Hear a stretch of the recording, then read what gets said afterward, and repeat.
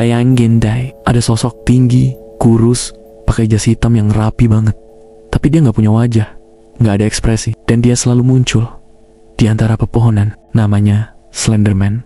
Tapi yang bikin cerita ini benar-benar gila, dia itu bukan legenda kuno atau mitos dari ratusan tahun lalu. Slenderman lahir dari internet. Semuanya berawal dari keisengan di tahun ke-2009. Ada sebuah forum online bernama Something Awful yang ngadain kontes edit foto bertema paranormal. Nah, seorang pengguna dengan nama alias Victor Surge atau nama aslinya Eric Knudsen mengunggah dua foto. Foto hitam putih yang nunjukin sekelompok anak-anak lagi bermain.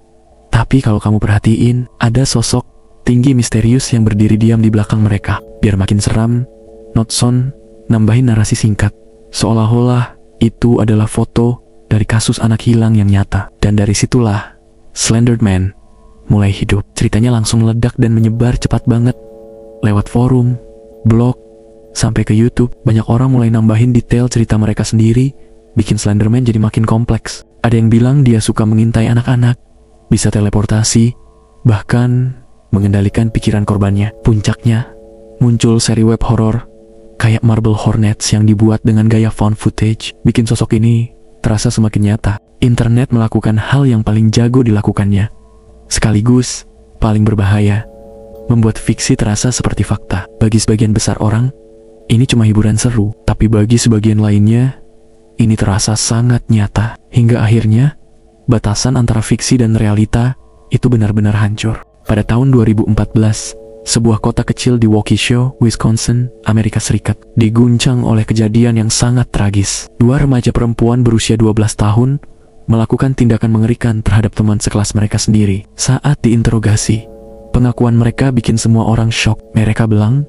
mereka melakukan itu untuk membuktikan loyalitas dan menjadi pengikut Slenderman. Mereka percaya, dengan melakukan hal itu, mereka bisa bertemu langsung dengan makhluk fiksi tersebut. Kasus ini langsung jadi berita utama di seluruh dunia. Media internasional membahasnya habis-habisan. Dan untuk pertama kalinya, orang-orang mulai bertanya dengan serius, seberapa besar kekuatan sebuah urban legend internet? Apakah cerita yang lahir dari forum online bisa benar-benar memengaruhi dunia nyata sampai sejauh ini? Slenderman memang hanya karakter fiksi, nggak pernah ada satupun bukti nyata tentang keberadaannya.